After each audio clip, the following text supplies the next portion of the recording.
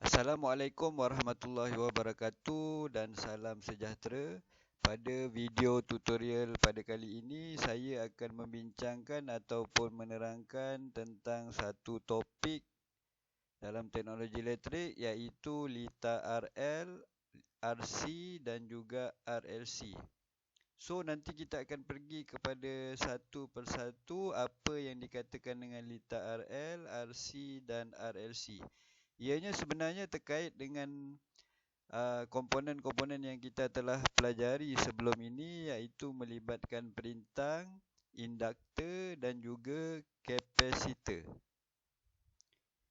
Kita pergi kepada litar RL yang mana litar RL ini adalah litar rintangan dan juga aruhan ataupun induktor.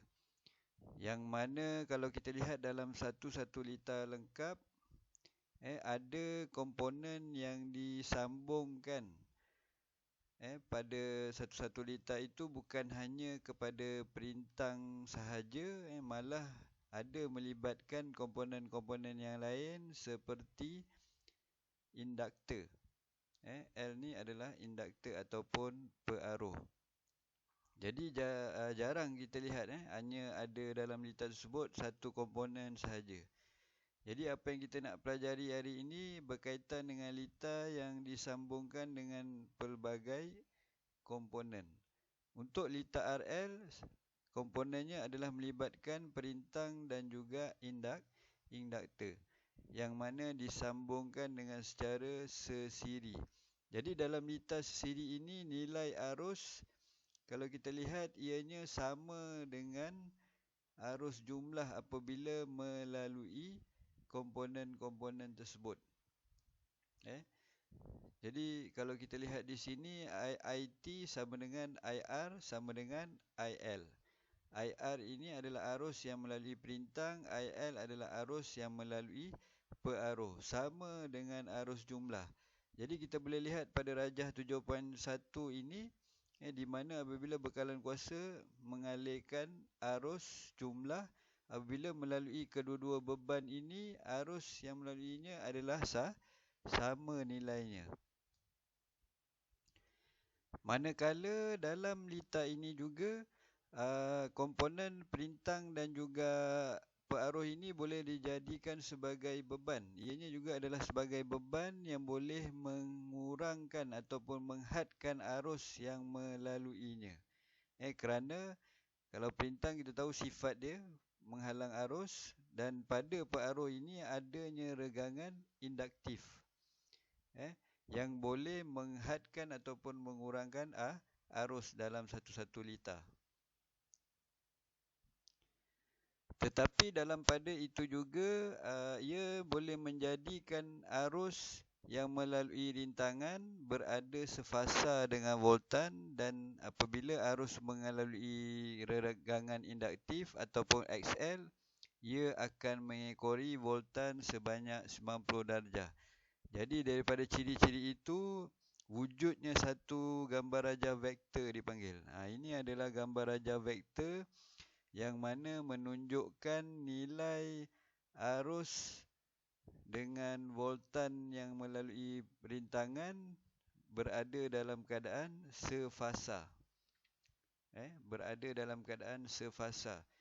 Tetapi mengekori voltan sebanyak voltan yang melalui pearuh sebanyak 90 darjah. Ini kita boleh lihat perbezaan pada ciri-ciri tersebut. Jadi secara kesimpulannya, kalau kita lihat gambar rajah vektor ini, I arus adalah sefasa dengan VR serta mengekori VL sebanyak 90 darjah. VR adalah voltan yang susut pada rintangan, VL adalah voltan yang susut pada pearuh ataupun induktor. Okey, manakala kita lihat pula dalam litar RL ni ataupun litar RC ataupun RLC, sebenarnya akan wujud satu perkara yang dinamakan galangan. galangan. Jadi apa itu galangan? Ianya ditakrifkan sebagai jumlah halangan yang wujud di dalam lita AC ataupun lita arus ulang alik. Jadi simbol bagi galangan adalah Z, unit dia adalah ohm. So galangan ni sebenarnya jumlah halangan ataupun pengurangan arus ataupun voltan yang wujud dalam lita lengkap arus ulang alik. Jadi kalau kita boleh lihat di sini, galangan unit dia adalah ohm. Sama seperti ni unit bagi rintangan dan juga unit bagi regangan. Sama ada regangan kearuhan ataupun regangan kapasitif, kapasitor ataupun regangan kapasitif. Okey, jadi daripada gambar raja vektor 7.14 kita dapat mengeluarkan satu gambar rajah segitiga. Ini kita panggil segitiga galangan, yang mana diambil daripada asas teorem Pythagoras. Daripada asas teorem Pythagoras itu, maka wujudnya satu formula bagi galangan, iaitu Z sama dengan punca kuasa R kuasa 2 tambah XL kuasa 2. Z adalah galangan, R adalah rintangan, XL adalah regangan kearuhan. Yang mana kita dah pelajari XL sama dengan 2 pi FL. 2 pi FL. So formula ni kamu kena ingat untuk dapatkan galangan.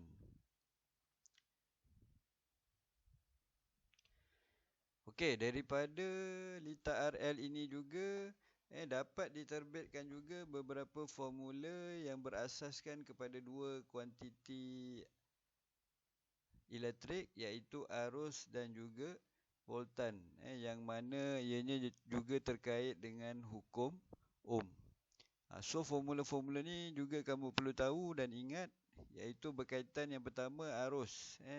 Formula untuk arus I sama dengan V per Z. Yang mana Z ini adalah galangan.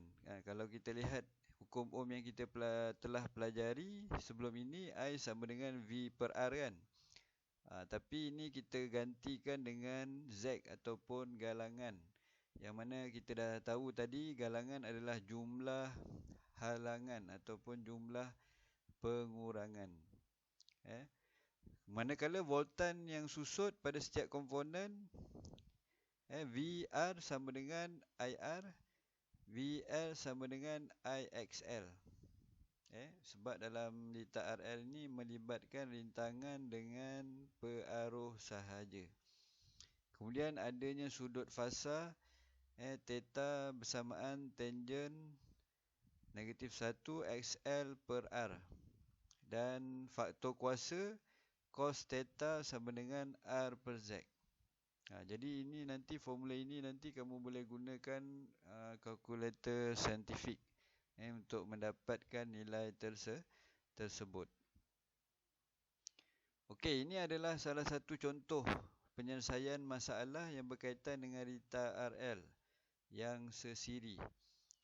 Jadi penyelesaian tersebut adalah satu lita RL yang sesiri berintangan 10 ohm dan berkearuhan 0.2 Henry, dibekalkan dengan bekalan arus ulang alik 250 volt, frekuensi 50 Hz. Kirakan yang pertama adalah galangan lita, yang kedua arus lita, dan yang ketiga sudut fasa. Okey, so macam biasa seperti penyelesaian masalah yang lain, kita keluarkan dulu maklumat-maklumat yang diberikan dalam soalan. Di sini diberikan R bersamaan dengan 10 ohm, pearuh diberikan 0.2 Henry, voltan bekalan dan juga frekuensi. Jadi yang pertama, sebelum kita nak dapatkan galangan lita, kita perlu dapatkan regangan kearuhan dulu, XL bersamaan 2 pi FL. Okey, kita masukkan nilai frekuensi dan juga nilai pearuh. kita akan dapat 62.83 ohm. Jadi kamu boleh kirakan lah, sama ada dapat ataupun tidak nilai 62.83 ohm untuk XL. Jadi selepas itu barulah kita boleh gunakan formula galangan untuk dapatkan nilai galangan. Jadi formula ini kamu boleh kirakan menggunakan kalkulator saintifik untuk dapatkan nilai galangan yang mana 63.62 ohm.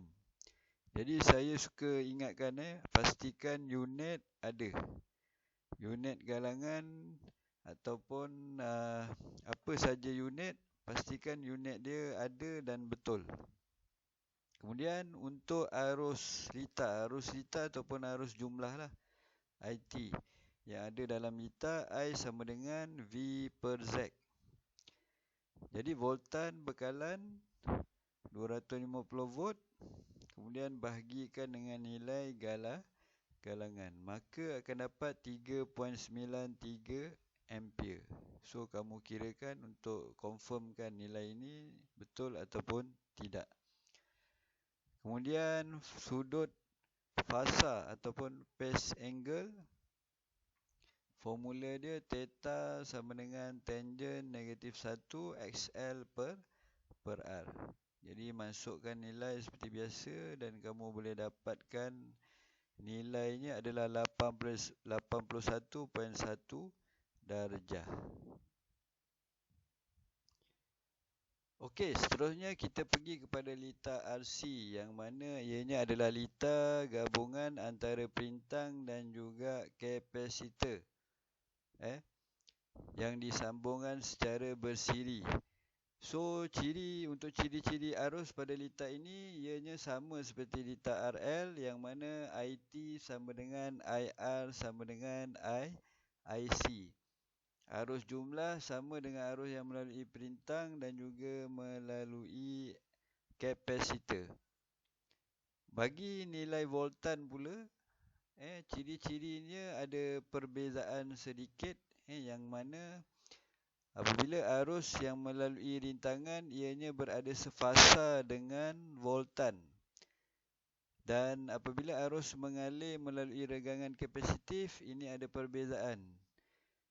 Ianya akan mendahului voltan sebanyak 90 darjah. Ini untuk litar RC. Kalau kita lihat litar RL tadi, ianya mengekori voltan sebanyak 90 darjah. Tetapi pada litar RC, arus mendahului voltan sebanyak 90 darjah. Ianya mendahului pula. So kita boleh lihat gambar rajah vektor. Gambar rajah vektor yang menunjukkan arus dengan VR sefasa, manakala arus mendahului voltan pada C sebanyak 90 darjah. Manakala di sini pula adalah rajah segitiga galangan bagi litar RC. Formula bagi galangan sama.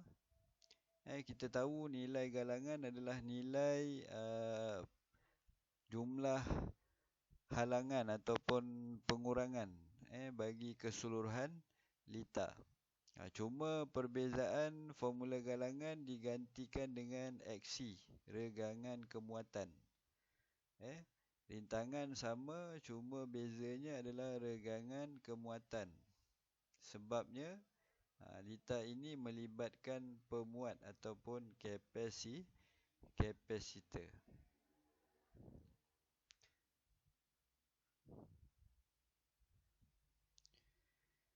Okey, manakala formula-formula yang ada dalam litar RC ini, litar siri RC ini, dia sama saja dengan litar siri RL. Dari segi arus, voltan, sudut fasa dan juga faktor kuasa.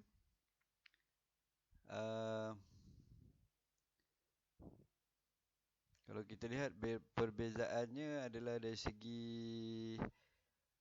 kapasitor lah. Kapasitor. Kalau tadi bezanya ada induktor, di sini adalah kapasitor. Jadi jangan kita gunakan XL, tapi kita gunakan XC. XC adalah regangan kemuatan. Okey. Seterusnya kita lihat penyelesaian masalah yang kedua berkaitan dengan litar RL ini. Soalan yang sama, nilai saja yang berbeza. Okey, kita lihat satu litar RL yang sesiri berintangan 10 ohm dan berkemuatan 200 mikrofarad. Dibekalkan dengan bekalan arus ulang-alik 75 volt dan frekuensi 50 Hz. Kirakan jumlah galangan, jumlah arus dan juga faktor kuasa. Jadi kita keluarkan nilai-nilai yang diberikan, rintangan, pemuat dan juga voltan serta frekuensi. Okey, kemudian untuk galangan, seperti biasa kita kena cari dulu regangan. Pastilah kita gunakan IC, regangan kemuatan, yang mana formulanya adalah 1 sama dengan 2 pi FC. Kita masukkan nilai, so akan dapat 15.92 ohm. So nanti kamu kirakan, confirmkan nilai ini 15.92 ohm. Kemudian baru kita boleh dapatkan galangan litar. Kita akan dapat 18.8 ohm. Kemudian kita boleh dapatkan arus litar I sama dengan V per Z. So kita akan dapat 3.98 ampere. Jadi di sini kita dah boleh masukkan nilai galangan yang kita perolehi. Maka kita boleh dapat 3.98 ampere. Seterusnya faktor kuasa cos theta sama dengan RZ. Jadi nilai galangan, nilai Z kita dah dapat 18.8, juga kita boleh dapatkan cos theta ataupun faktor kuasa 0.628. Okey, 0.628. Okey, seterusnya kita pergi kepada litar RLC sesiri. Jadi dalam litar ini melibatkan ketiga komponen yang disambung secara siri, iaitu perintang, induktor dan juga kapasitor dalam litar arus ulang-alik. Ini simbol bagi bekalan kuasa arus ulang-alik. Jadi dalam litar ini, arus dijadikan faktor rujukan dalam gambar rajah vektor kerana ia adalah sama pada setiap beban ataupun komponen. Jadi arus dijadikan sebagai faktor rujukan. Kemudian faktor yang kedua yang perlu diambil perhatian, nilai regangan. Sama ada nilai regangan kearuhan dan juga nilai regangan kemuatan ataupun kapasitor. Jadi di sini ada dua keadaan. Mungkin dalam litar tersebut nilai regangan kearuhan lebih besar daripada nilai regangan kemuatan. Dan juga boleh jadi nilai regangan kemuatan lebih besar daripada nilai regangan kearuhan. So daripada kedua-dua perbezaan nilai XL dan XC tadi, ianya boleh mempengaruhi gambar rajah vektor dan juga formula-formula yang akan digunakan. Okey, jadi ini contoh. Kalau kita lihat dalam litar RLC, yang mana XL lebih besar daripada XC. Regangan kearuhan lebih besar daripada regangan kemuatan. Jadi kita boleh lihat gambar rajah vektor.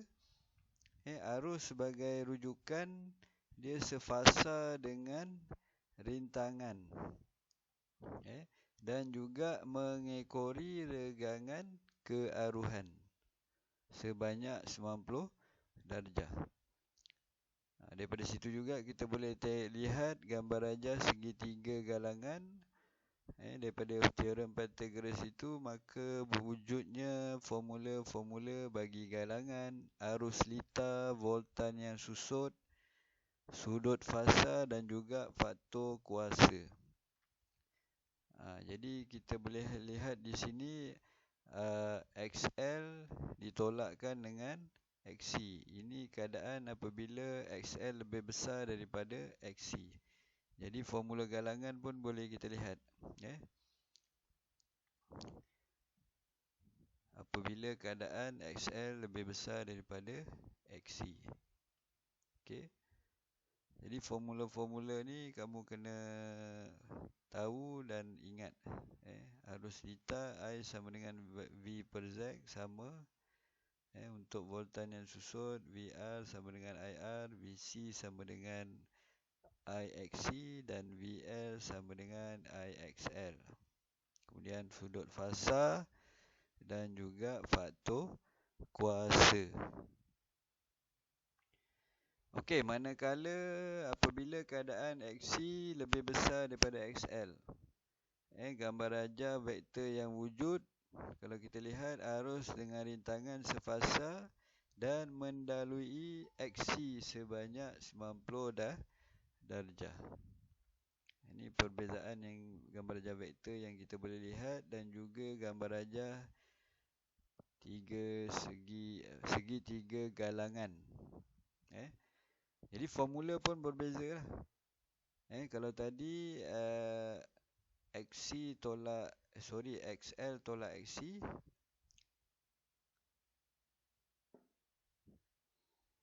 Okey, kalau kita lihat formula di bawah ni sama Dari segi galangan, arus lita, voltan yang susut pada setiap komponen, sudut fasa dan faktor kuasa. Okey, seterusnya kita pergi kuasa di dalam lita arus ulang alik ataupun lita AC. Dalam lita AC juga ada kuasa yang akan digunakan. Cuma perbezaannya ada 3 pecahan jenis kuasa. Yang mana kuasa P, Q dan juga S. So kita pergi satu persatu. Yang pertama adalah kuasa ketara. S adalah kuasa ketara. Yang mana kuasa ketara ini adalah kuasa yang berkurangan kerana kewujudan regangan yang menyebabkan arus dan voltan terpisah. Iaitu sebanyak 90 darjah. Maksudnya ianya tidak sefasa. Jadi pemisahan arus dan voltan ini yang akan menyebabkan kuasa itu akan berkurangan. Non-reaktif. Kuasa yang berkurangan. Simbolnya adalah S, unit adalah volt ampere.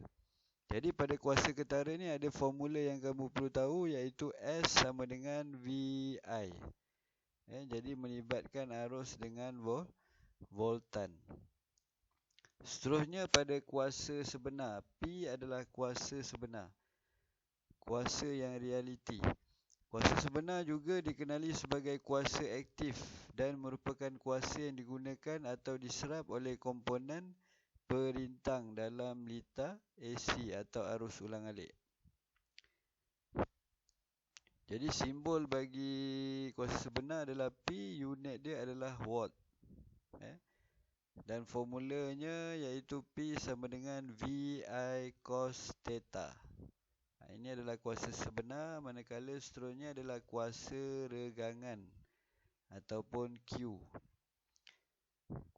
Jadi apa yang dikatakan kuasa regangan iaitu sebagai kuasa reaktif dan merupakan kuasa yang digunakan atau diserap oleh komponen pemuat ataupun pearuh di dalam lita arus ulang alik ataupun lita AC.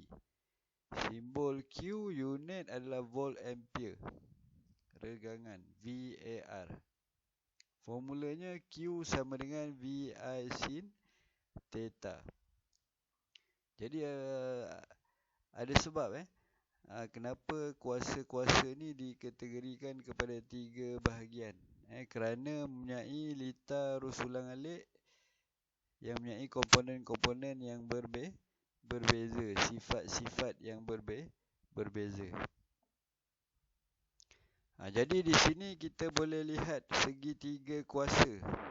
Segitiga kuasa yang melibatkan perhubungan di antara kuasa ketara, kuasa sebenar dan juga kuasa regangan.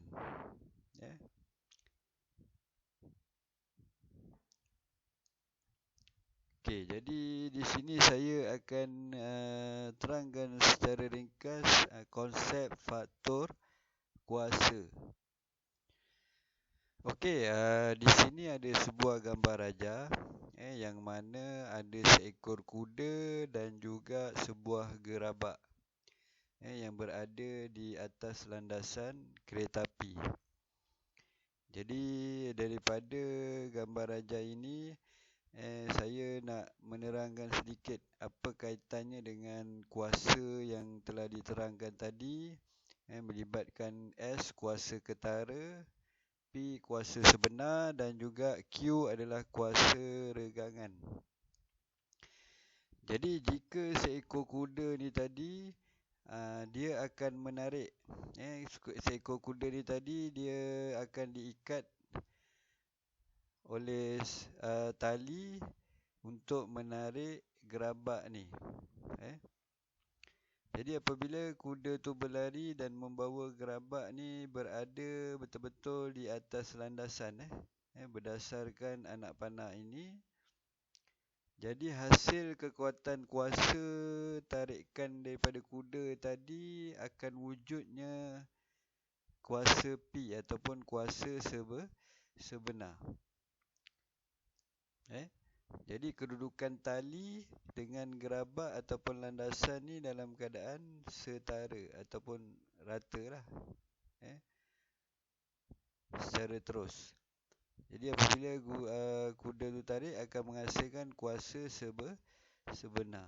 Tetapi apabila kuda ini menarik di luar kawasan landasan, berkedudukan tali berkedudukan pada bahagian ini, arahnya. Jadi kuda ini tetap berlari, menarik gerabak ni, tapi ada sudut, pada sudut talinya berbeza. Ia menarik di atas, di luar landasan kereta api. Jadi tarikan itu boleh berlaku, gerabak tetap boleh digerakkan, tetapi bezanya kuasa yang wujud itu adalah kuasa S ataupun kuasa ketara. Akan berlaku pengurangan kuasa itu tadi. Sebab apa? Pemisahan antara adanya sudut pemisahan. Kalau kita lihat pada kuasa ketara tadi, di takrifannya kurang kerana ada pemisahan voltan dengan arus. Voltan dengan arus. Jadi kenapa wujudnya kuasa ketara? Disebabkan adanya kuasa regangan di sini. Jadi sudut tali itu dah berbeza, maka berlakunya kuasa ketara ataupun pengurangan kuasa. So kita boleh lihat secara logik, di antara kuda yang menarik di atas landasan dan juga kuda menarik gerabak ni di luar landasan. Mana yang lebih laju? Mana yang lebih laju? Sudah pastinya kuda berada di atas landasan lebih laju pergerakannya berbanding kuda berada di luar landasan. Kerana faktor kuasa tu tadi. Faktor kuasa yang wujud. Pastinya kuda yang berada di atas landasan kuasanya lebih kuat, ataupun memiliki kuasa sebenar. Jadi gerabak ni boleh ditarik dengan lebih laju berbanding kuda berada di luar landasan, maka kuasanya akan berkurangan disebabkan kuasa regangan yang wujud di sini. So kita boleh lihat sudut tali ni seperti gambar rajah segitiga kuasa tadi. Segitiga kuasa di sini.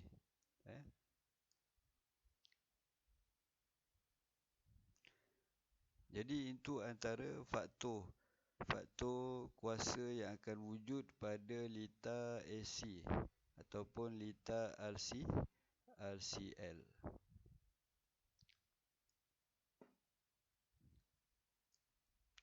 Oleh sebab itu, dalam litar RCL ini boleh dikategorikan kepada ketiga-tiga jenis kuasa tadi. Dan kuasanya berbeza, dan nilai-nilai tersebut perlu kita perolehi, perlu kita dapatkan supaya operasi pada litar RCL itu dapat berfungsi dengan baik. Okey, jadi kita terus lihat contoh penyelesaian masalah litar sesiri RLC.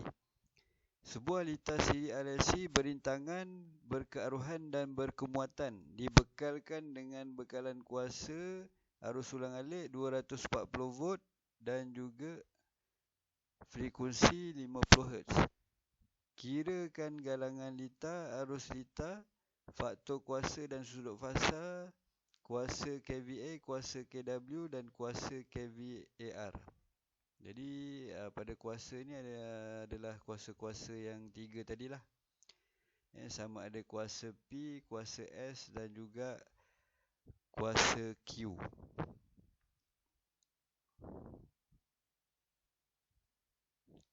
Okey, jadi ini contoh dia.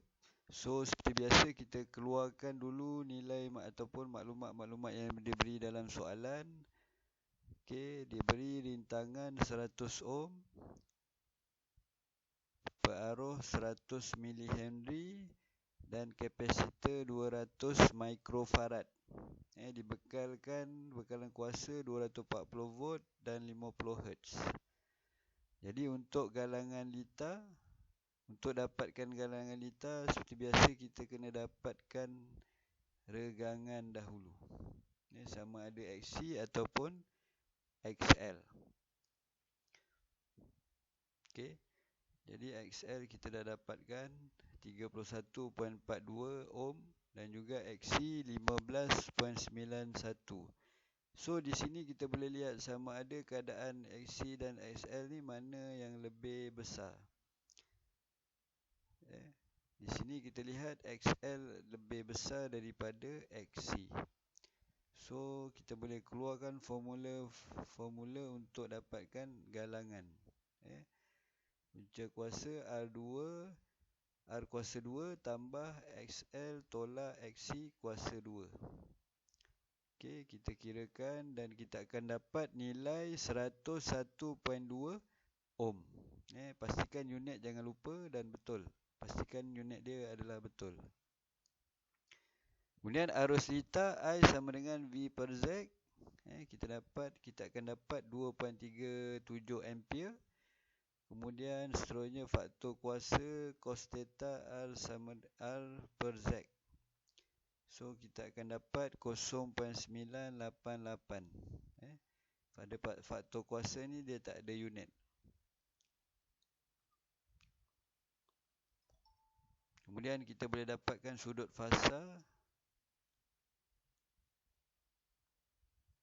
tangent negatif 1 XL tolak XC sama dengan R, dan jawapan dia adalah 88.16 darjah. Okey. Seterusnya kita dapatkan kuasa S berapa, kuasa P dan juga kuasa Q menggunakan formula-formula yang ada, yang telah diberikan tadi. Jadi masing-masing mendapat 0.57 kV ampere. Kuasa sebenar 562 ataupun watt ataupun 0.562 kilowatt dan kuasa regangan 88 VAR ataupun 0.09 kilo VAR. Jadi dalam kamu nak menyelesaikan masalah ni memang perlu kamu tahu dan ingat formula-formula setiap perkara tadi, sama ada galangan, arus, faktor kuasa dan juga kuasa. Okey?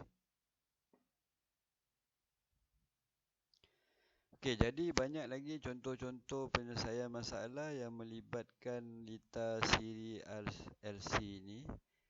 So kamu boleh cuba dan insya-Allah nanti saya akan bagi tugasan berkaitan dengan topik ini. Jadi itu saja secara ringkas daripada saya tentang topik kali ini. Dan saya